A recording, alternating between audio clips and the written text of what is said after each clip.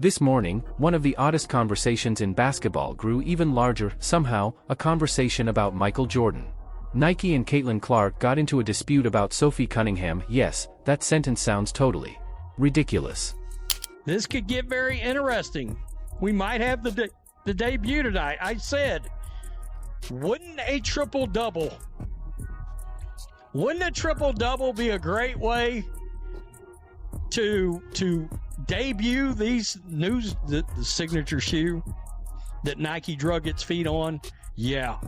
I seen some folks. Dan Wetzel went on Dan Patrick today, talked about how Nike dropped the ball. A few months ago, no one would have connected the dots. People are now unable to stop discussing about. The rationale is straightforward. Every significant basketball narrative circles back to Caitlin Clark. TV ratings, ticket revenue, and merchandise. Sponsorships and social media. At this point, Caitlin Clark could definitely publish an image of a sandwich and someone would write a 20-page piece on it by dinner time. That is where the narrative begins. The chatter exploded. Clark, right? I voted just like I would in any other league. The best players. Somebody did, or actually something I thought about, nobody else thought about, I thought about it, was the idea that South Carolina, you notice Asia Wilson and Aaliyah Boston were so up there in the voting, and the Aaliyah Boston thing is somewhat shocking to me in all this. Caitlin Clark being fifth, but Aaliyah Boston having so many votes kind of opened my eyes, and I was like, is there a South Carolina thing going on here involving more South Carolina fans are watching Fever games because of Raven Johnson? And actually, I was a little shocked Raven Johnson wasn't further up the vote. Fans have been anticipating Clark's long-awaited Nike signature shoe. Analysts had waited, even folks who aren't very interested in footwear were waiting. The talk abruptly ended. Shifted, people began asking other questions. If Caitlin Clark becomes one of the most valuable athletes, what happens to others around her as she plays basketball? Sophie Cunningham entered the picture at that point. The timing added to the difficulty of ignoring this. The Indiana Fever were winning games, and team camaraderie was growing. Clark was putting on amazing performances, and each Fever game seemed to generate another headline. Meanwhile, Sophie Cunningham continued to appear right next to those headlines, not because of controversy. Not because of controversy, but because viewers continued to notice something whenever talk centered on trust. Sophie's name kept coming up in discussions about leadership, enthusiasm, and team protection. That got people's attention. Then the Nike talk started, then Michael Jordan parallels started flying around.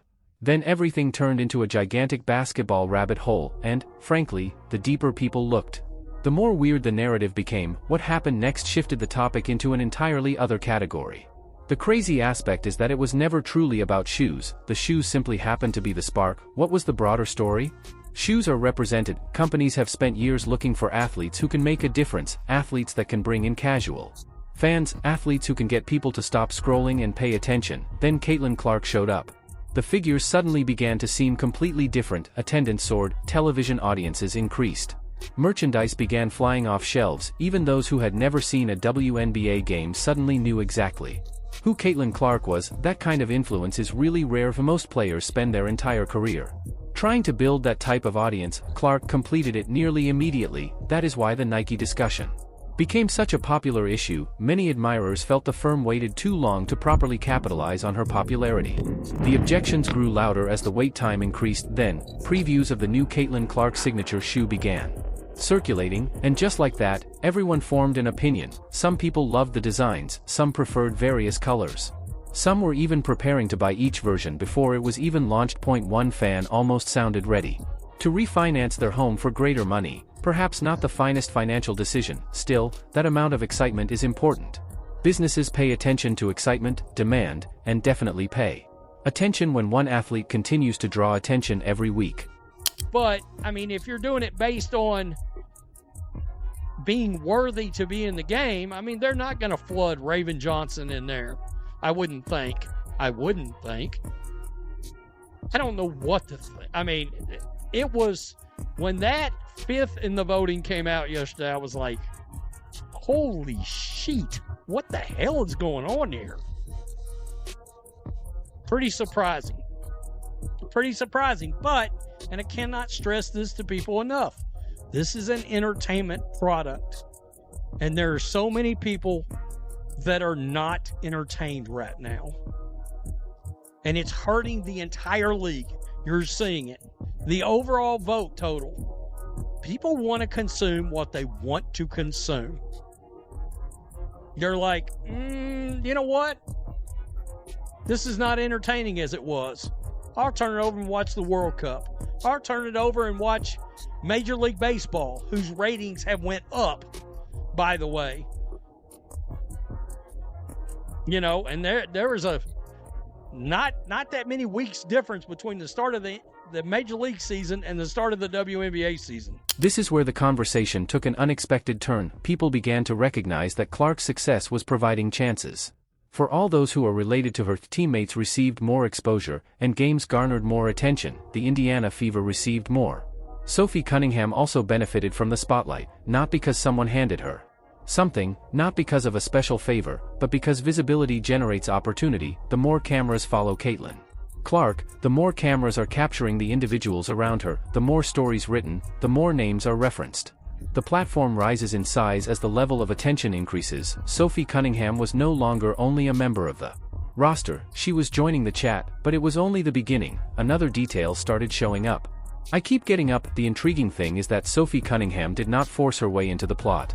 Fans drew her into it. That is what makes this entire situation so strange. Whenever individuals discussed Sophie's name appeared within the Fever culture, every time people discussed which teammates had Clark's back, Sophie's name emerged again. At first, it appeared little, then it kept happening again and again. Eventually, individuals noticed a pattern. Sophie Cunningham had become one of the most well-known supporting figures around the Fever, not the biggest star, nor the player grabbing every story, but someone fans regularly. That is important for the team's identity, perhaps more than most people understand. Basketball fans adore stars. But they also enjoy personality. They love athletes that bring enthusiasm and speak their thoughts. Players who appear to be perfectly prepared to start an altercation before breakfast, and Sophie meets that description pretty nicely. The result was simple. Caitlin Clark's popularity continued to soar. Interest in Sophie Cunningham continued to grow. Every interview, social media video, game, every conversation, fans wanted more. Then another layer was added to the plot. The Fever began to appear better on the court. That changed everything. Winning generates attention, attention generates stories, stories engage larger audiences create even pay more attention. It turns into a cycle. A highly profitable cycle. Suddenly, people weren't only talking Caitlin Clark highlights. They were talking team cohesion, player connections, locker room leadership, and the individuals who helped hold everything combined. Sophie kept cropping up in those chats. Honestly, it reached a point. Some supporters were paying just as much attention to sideline interactions as they were to the actual box score. That may sound insane, but sports fans are not known for being calm and reasonable. This is the same group that can turn a 3-second handshake into a week-long argument. Once people began connecting, the discussion quickly gathered traction, both to Clark's expanding influence and Sophie's burgeoning popularity. And just as the spotlight seemed to be shining brightly enough, Nike's release put fuel to the flames. Next came the shoe previews. Caitlin Clark reveals the Nike Caitlin 1, okay? It looks like it's got to be the shoes. The sneakers are coming out. Those kind of fire. Those are kind of fire. Those are pretty fire. I'm not really a blue guy, but I don't care what color these Caitlin 1s come out in. I'm getting them. I'm definitely getting them. Then we see this with Travis Scott previewing the all black ones. These are hard. See, these are hard. These are hard right here. Yeah, I like these. Yeah, I'm sold. I'm getting every colorway that comes out. You can count me in for every single colorway. Book it. Book. The chatter suddenly became considerably louder. The photographs started to circulate. Fans began sharing screenshots. People began debating color combinations. Some favor the blue variant, others preferred the darker designs. A lot of admirers came to the same conclusion. They wanted them all. At that time, the topic was no more debating whether Caitlin Clark was a big star. The argument was over. The actual discussion became how her influence had the potential to grow significantly, and Michael Jordan's name kept coming up. Not because nobody said Clark had matched Jordan's career. Let's be honest, that would be radically different. Conversation, the relationship stemmed from commercial impact, brand value, and the potential to draw attention. Far beyond the court, that is what got people's attention, because relatively few athletes ever reach the level where every move becomes public. Clark appears to be moving in that direction. And there was also, shout out to Ken Swift, shout out to Correlation.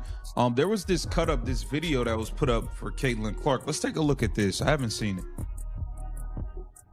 Perhaps the most electrifying player. When I was a kid, I was always dreaming of being in really big moments. Caitlin Clark. Oh my goodness, let it fly. CC. Clark with 3 more. The Caitlin Clark effect. Cece's powerful, man. She is an ultimate competitor. When she takes over a game, she can shoot lights out. She has the world in the chokehold. When Caitlin's going, it's like a boulder rolling downhill. It's tough to stop. Clark up and in. What a bang. You have to guard her the whole court, the whole 94 feet. We expect to see the magic that we have grown accustomed to when watching Caitlin. She's changed the game of basketball. Have fun in this, bro. Oh, yo, how they get Dewana the Scammer Bonner in there? Dewana, you showed up for this? I can't believe they got Dewana the Scammer Bonner in this. I mean, this is the least you could do. After the shenanigans you pulled last season, this is the least you could do. That's Every relationship makes headlines, each appearance becomes a tale, every product launch turns into an event. That level of attention transforms careers, not just for the star, but for everyone around her. And this leads us back to Sophie Cunningham. The reason her name became associated to this event is truly beautiful. Simple, the stronger Caitlin Clark's spotlight shines, the more apparent those around her become. That visibility generates opportunity. It fosters recognition, curiosity, and conversations that probably wouldn't have existed a few years back. The fever is still improving, and the roster continues to grow together.